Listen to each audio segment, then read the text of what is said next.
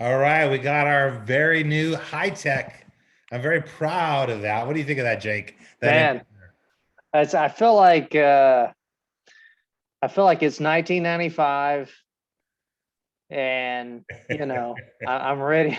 I'm ready to go to the big race place, and yeah, I'm pumped. All I'm right. pumped after Well, that. we're doing hops and horses number two. I feel like those cups in that video said Canterbury Park. Yeah. I Yeah. want to say we like semi crushed Canterbury the other night. I certainly did. Yeah, it was a I good night. crushed Canterbury. Yeah, And then today I completely, and you did too. I mean, I'll give you credit. We both basically crushed Belmont today.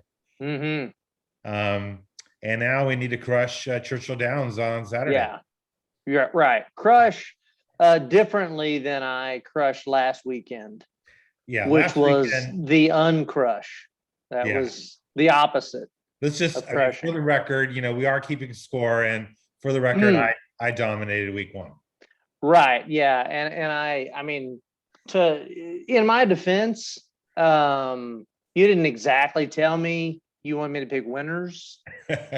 I thought you wanted me to pick like horses that, stumbled out of the gate or You had a couple of those. got their teeth knocked out coming around the first turn or whatever. But I think we had a good race. We had one race where I think our horses sort of battled to the wire. Yeah, Right, we had a good one, yeah, and then I think we both kind of felt like in the finale there, was it Red King? Felt yeah. like he kind of fell a little too far back, He did. going that distance, and that horse on the front end. I mean, that you can't leave that horse alone like that.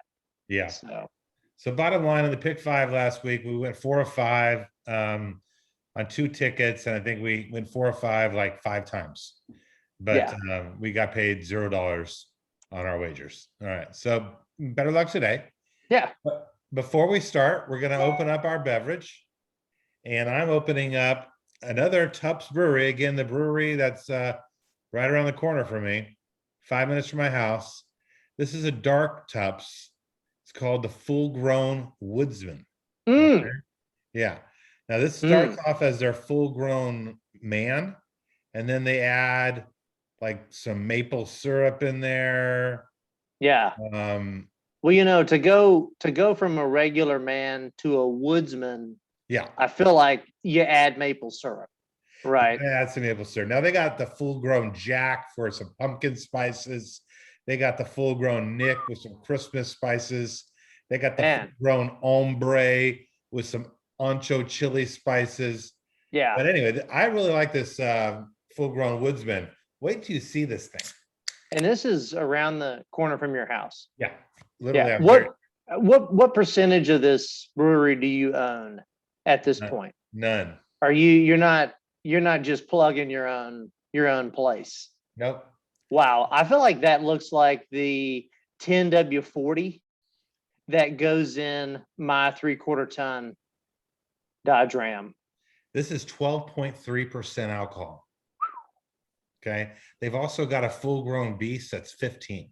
They call it the Beast, They call or it the beast. you call it the Beast? No, it's called full grown beast. Oh, wow. Okay. That's cool. Mm. All right. What are you drinking? Let's shotgun one of those. So I'll tell you, what I'm drinking. Hang on, let me crack it here. I guess I should have shown it before I cracked it, but so I guess this is what you would call the opposite of full grown beast, right? This is the opposite of woodsman. This is the opposite of fill in the blank man, right?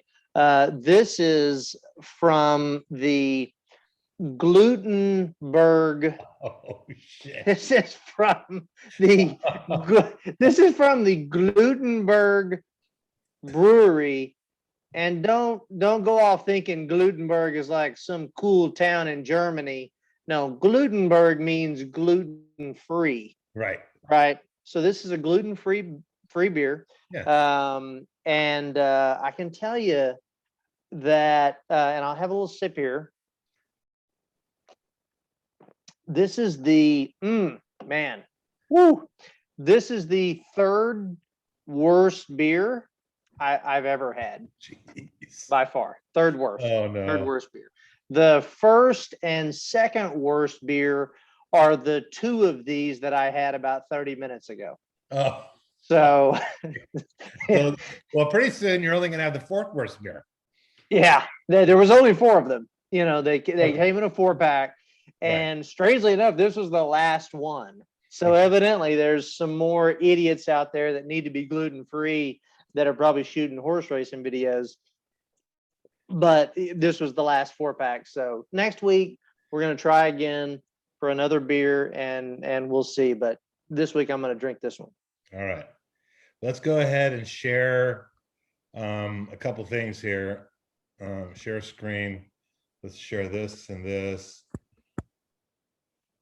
Okay. And I don't see us. Here we go. I see us. There we go. There we go. Yeah. All right. So let's talk about, we're going to talk about two races today. We're going to talk about the Wise Dan. Great horse. Great turf horse. And also the Stephen Foster. And then we're going to, give a couple exotic things. We're going to try to spend a little time in these races.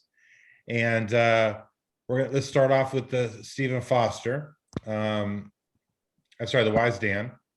And let's start off with this first horse, Set Piece. I'll go and start, and I'll let you go second. But Set Piece, I have to say, I really like this horse a lot. The only knocks I have on this horse are obviously he's trying graded stakes for the first time, and he doesn't get a great pace setup today. But this horse is legit. I think this horse definitely is one of the win contenders. I love this effort here on Churchill, going 8.5 furlongs. He's 3 for 4 Churchill. He's won 2 in a row. I think the horse is ready to step up a class, but the pace setup is not perfect. What do you think of that one? Yeah, I mean, I thought the pace was interesting actually in both of these races. I mean, it's not out of the ordinary, when you get into these route races, to not have, a lot of E-types, a lot of horses with like some super early speed, like you see in the sprint races. But I mean, between the, race 10 and race 11 combined, I think there were 19 horses. And I want to say I had 4 of them that I counted that I have as being faster early than they were late. I mean, a lot of these horses are really, really fast late, but they're not fast early. And so, I thought it was, there's 19 horses here. There's no E-types. No. There's some EPs. There's some, EP5s and EP6s. But I mean, in both of these races, there's not a whole lot of speed, which obviously can mean somebody gets away, or it can mean horses that would normally sit, a little further off aren't as far off.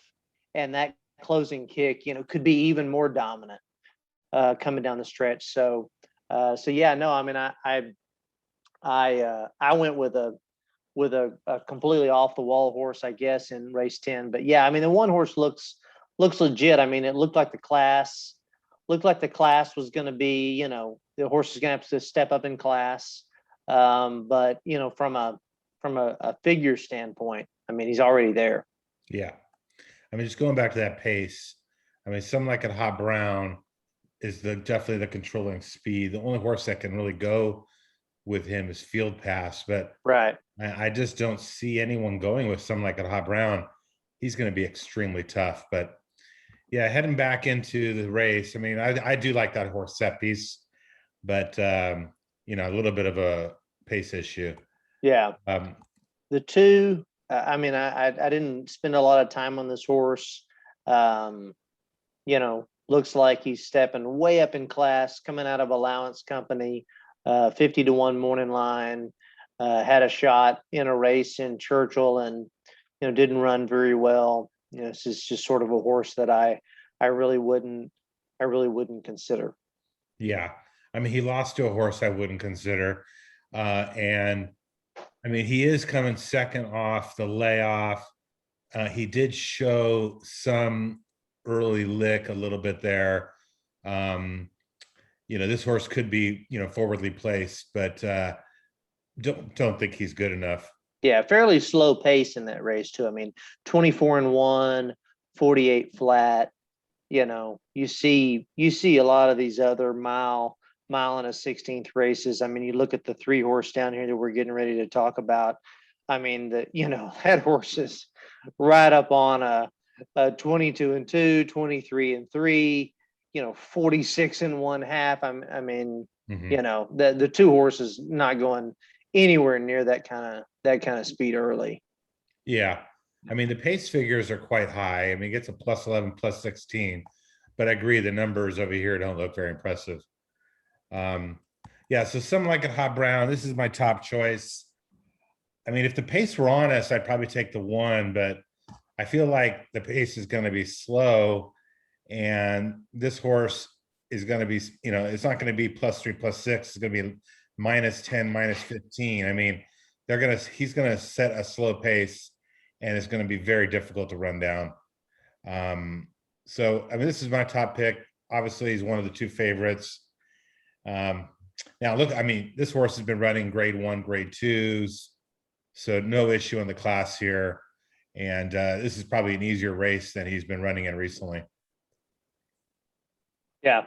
Yeah, no, he looks tough. I mean, on my sheets, I had this race, pretty close between a lot of horses. So I went with a price a little bit later in the race, but yeah, I mean, the 1 and the 3, definitely figure, which, I mean, that you can see it with the odds.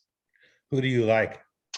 I mean, I don't know how many of these you want to kind of go through. We talked a little bit about the 4 there that won that allowance race, that the 2 just ran in. Mhm. Yeah, I think, 45-1. yeah, sort of this, the middle of this field, I don't really feel like has a lot in it. When you get sort of towards the outside, you start to get into a little bit better horses. I think that 7 horses good. I have this horse in my sort of my daily double play that we put together. Mhm. Tyler is red hot right now, as usual for him. The horse is prime power, second in the race. Mhm. I think this is a good horse. To me, this is a win candidate. His last race, not his best race, but you know how these turf routes are. I mean, sometimes these horses in a turf route, ninth is not a whole lot different than second. And so, you get back sort of down in this horse's form. I mean, he has some pretty big wins. He rattled off a bunch of wins, down there further. He's got a grade 3 win. He's got a grade 2 win.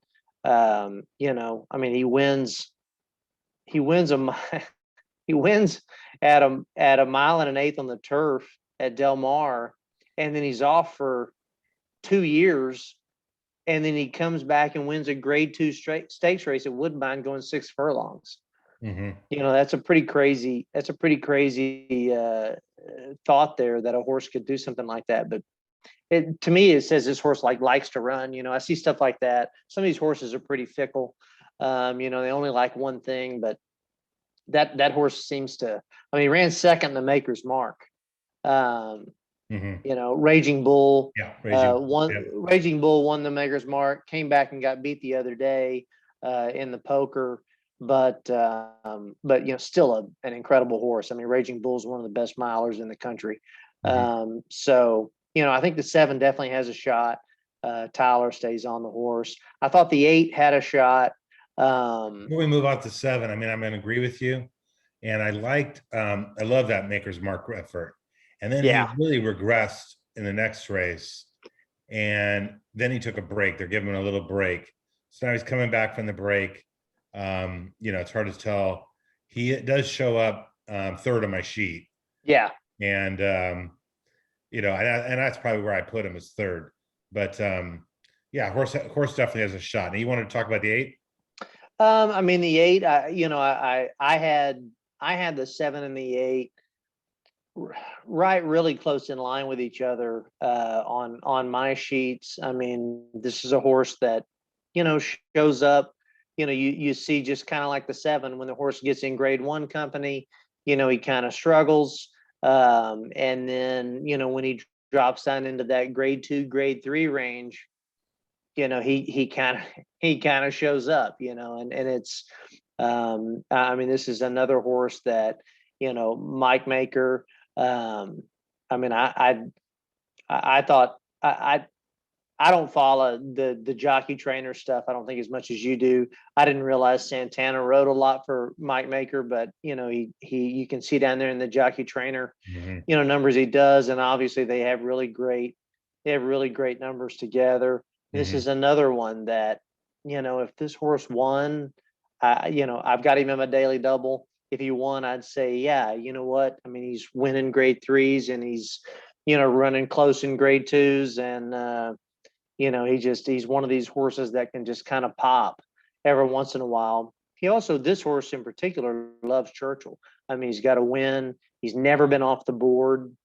at Churchill Downs. Mhm. Um, he obviously likes the distance. I mean, so this is another one I like, but still not the horse that I was picking to win. The horse. Do you want to talk about the 8? No, Any? no, I don't No. have anything to add. The horse that I'm picking to win is actually the 9 horse at 15-1 morning line, Spooky Channel. I went back and I watched this horse's last race because I was trying to figure out, what I was trying to figure out actually how a horse manages to run 8th and only get beat 4 lengths. Mhm. And so I went back and I watched the race, and I mean, he just took the worst of it. When they opened the gates, I mean, his nose went straight into the ground. That's why you see the stumbled at the start. And then, this was a 1.5 mile race. He went all the way around. He was in a great spot. They're coming around sort of the final turn, and he starts trying to make a move. He gets shut off. He gets shuffled back. He, tries to make another move, and through all of that, he didn't really give up. And I mean, he you can see the 9th at the at the second call, and then 8th, and then 8th, but he's never really that far from the leaders. The horse that won that race that day was, I want to say, 6-5 or something. Yeah, Arklow, Arklow, very good horse. who is a very good horse. Red Knight, you can see there in second. I mean, it's that was a really strong race. The horse has had some really good races at Churchill. I was really a big fan of Johnny V Yeah, picking up the mount. yeah, me too. He's never on the page, he's never ridden the horse. It's sort of an obscure trainer, and so obviously Velasquez has probably never ridden for the guy. So he comes in, he picks up the mount. Horse came down to Houston and won the Connolly here. The other thing that I thought, other than the Connolly, where he was, wanting it 3-2 essentially to win, he's got 2 more wins on the page. One of them's at 8-1, and one of them is at 36-1. So this is not the kind of horse, I'm not scared of the 15-1 morning line, because this is not the kind of horse that needs to be, 2 or 3 or 4-1 to win. He's not necessarily gonna just win when he's low odds like that. Mhm. I think he's run some big races. He likes Churchill. He's, based on that race 2 back and 3 back, he's one of the best closers in the field. I think he has the ability. The last race was at 1.5 miles. This is 1 1/16 miles. He's in a race with no pace, and Johnny V, he's got the ability to sit a little closer early and still maintain that kick coming down the lane. So I liked him at big odds. I think your 1 and your 3 horses, going to get loose on the front end and probably be tough as well. Yeah. First of all, I do like the Johnny V. I don't like the drop off this Muniz Memorial. They dropped him into 30,000 claiming, and he was claimed. I mean, so they gave up on this $400,000 horse. Um, I think something is not exactly right with them, but I do acknowledge that Johnny V getting on is a very big positive. Mhm. He shows up here, my sheet, he's definitely got some value. There's Field Pass you mentioned. The other horse I just want to talk about briefly is Hierarchy. This 5 gets the plus sign because he has the best value in the race. And he's making second start off the long layoff. And his first start was quite good. Mm. And there's a chance he could move forward again. Lannery's not riding in this race, so I'm not sure where Lannery is, but Beskiza picks up the mount. Beskiza's good. And that was, that was an impressive effort. I think this horse could definitely, at big odds, by the way, he's 2 for 3 at Churchill with a third. Yeah. This is a horse that can definitely hit the board at a pretty big price. Joe Sharp, Yeah. obviously Yeah. lights out. I mean, I don't, it is an interesting jockey choice. But yeah, I mean, this is a pretty, I mean, I think I have, and I would have to just, I'd have to look at my program, but I think I had the 3. I like the 1 a little more than I did the 3. Okay. So this is an interesting race. I mean, obviously being a big turf route in a stakes race, all these horses are talented. So, I mean, at least the 1's going to save ground. I have a feeling they're going to go slow, and it's going to be very difficult to get the trip. Now, someone might get the trip and make a big impact on the race. Very difficult to predict. yeah. I think 1 will probably get the trip, at least saving ground. I think the 3 is going to win. And I like the 5 underneath. I don't mind your 7 underneath as well. That's how I kind of see the race. So let's move to race 11 now. This one's got the big favorite in it, Maxfield. And I guess we could start off by talking about him. First of all, he has only lost once. That was going 10 furlongs, and he only lost by 2 lengths. Not a bad effort. And other than that, he's been dominant. I mean, he's been winning by 2.5, 3.5, 3.25, and he's winning this last race here, the Alashiba, by 3.25. And he's facing the same 2 horses that ran second, third underneath him. I mean, this horse is going to be 1 to 2. I don't think you'll get better on 1 to 2. Yeah. I mean, I was thinking, I mean, you use 4 to 5 morning line. I mean, if you get 3 to 5, I'd be amazed. Now, if you look at my sheet, he is got the 100 on energy, and no one else has higher than 97.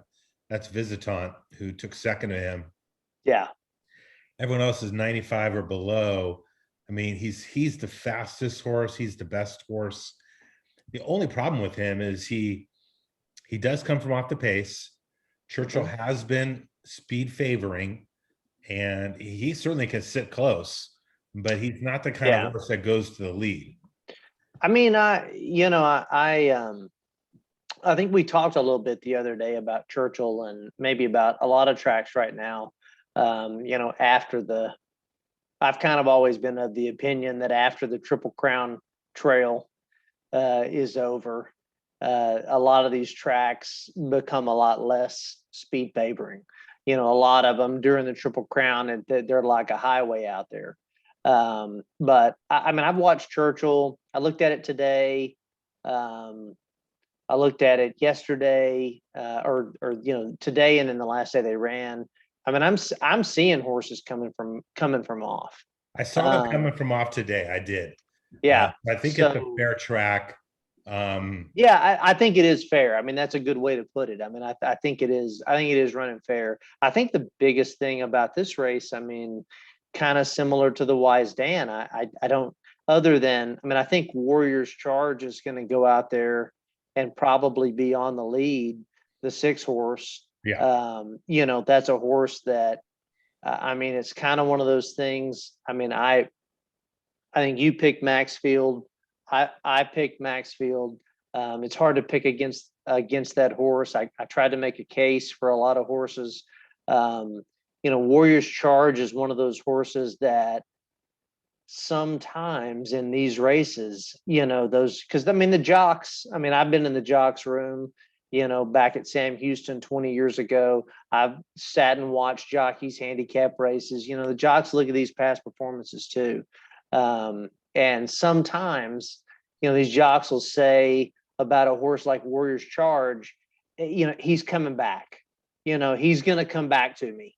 Let's not worry about it. Let's let that horse get out there. He's going to come back. And sometimes they don't, sometimes they don't come back. Now, granted, Acclimate didn't come back last week. Yeah. But just he's not going to be alone up there. Visitant is going to be there right next to him. And now this race here in the Sexton Mile, that's a toss. We were there that day. The horse completely missed the start. And the race, by the way, that race was in torrential rainstorm. Forget that race. Northern Lane tornado day. Yeah. And so that race is a complete toss, but this horse is just not getting there. He comes back. And you see him down there, you can see the races. Back, the Razorback, the Razorback last year, a little allowance race before that. Sure. He's not as good form though. He's not as good form as he was then. Now he could take second. I'm not going to say he couldn't take second, but he's going to have to beat Visitant. Visitant, the horse, if you said, hey, if we got up to, tomorrow morning and you said, hey, Maxfield scratched, Visitant would be my pick. That was the horse that I looked at and I thought, okay, this is the horse I'm going to try to pick to beat this horse. But the problem is you look, in their last start, and he dusted him. He dusted him big time. Yeah. And the only thing about that race, and you can see right here in the PPs, Visitant isn't a horse that's normally on the front end. He normally sits off. And so maybe that was a race kind of like this race where we say, where's the pace going to come from? If Visitant, like in that race that, that Kentucky Cup Classic, he beat that day. That's a heck of a closing kick. You see that late pace 111. That's a real big number. Mm-hmm. And if they just kind of sit out there and sort of dawdle along on the front end of this thing, and they let this horse sit, third or fourth right next to Maxfield, and they both hit the top of the stretch together, it could get interesting.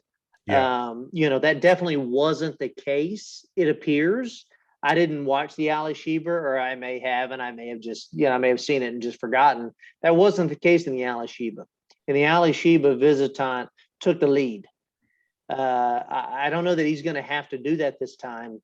There's a couple of other horses here, Warrior's Charge, definitely, but you can see a few others like you have here on the screen that could sit close, or, any one of those jockeys, could say, hey, I'm not going to let this horse get out, too far. Yeah. Sprawl should be right there. Right. And I don't think they're going to be flying early, but Sprawl figures to be right there. But I agree. Warrior's Charge is probably going to be in the lead. And I think he comes back to the field. Maxfield, I think, is still going to win. Yeah. Excuse me. Now, the other two horses that are showing some love on my sheet is this 5 and 7. We talked about Visitant, but the 5 is Silver Dust. Now, what I liked about this horse, I'm not so sure I believe this last race has been Ali when he went to the lead on a sloppy track. But what I like is actually his Churchill record, 2, 1, and 5 and 10. So 8 out of 10 times he hits the board. And he ran in this race last year and he took third at 28-1 under Tom's the Top. This is a horse that will keep running and could definitely hit second or third. Probably more like third. Sure. Again, don't think he's going to win, but I like him underneath. And then South Bend is the deep closer, another deep closer. And, if they went fast, he could run on to get a piece. But I really can't get past Maxfield to win. Yeah. And I like Maxfield over primarily the 9, 5, and 6. Yeah. Maybe the 7 and 3rd as well. So I think it's Maxfield to win. Yeah, I think if you're if you're playing a late pick 3 or a late pick 4, I mean, it's, you're gonna be hard pressed in this, in this sequence to find another single other than Maxfield. Let's go ahead and wrap up here. Hold on a second. I don't want to show that.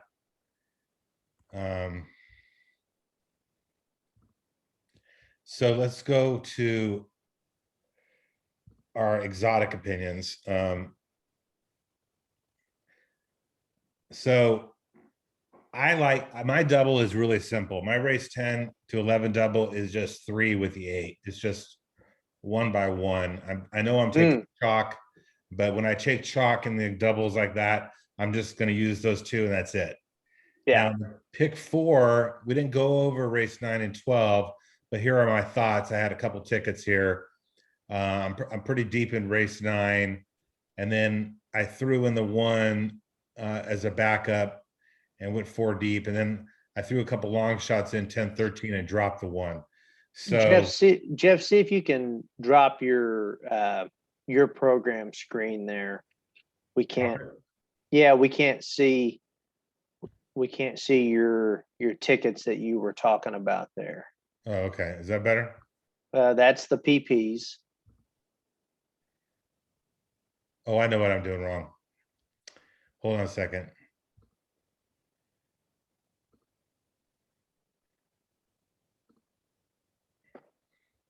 Yeah, I want to say while. There we go. Sorry about that. You've got, there you go. All right. So anyway, what I said in my double, 3-8, simple.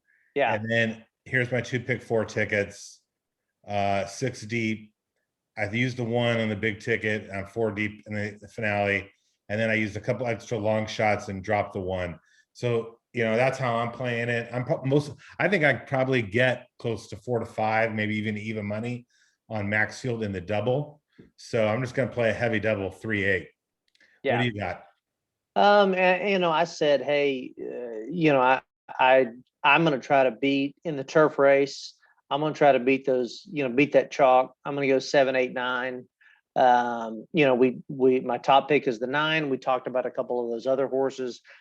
And then, I'm going to do a 3x3 for $1 double. That's $9.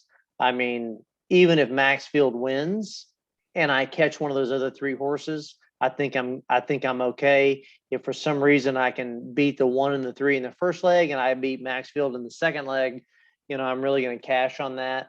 And then in the pick 4, I went ahead and singled Maxfield, took a big stab, singling that 9 in the Wise Dan, and then just went, kind of super deep in the other legs. I mean, I think you have the Bashford Manor opening the sequence, which is a 2-year-old race.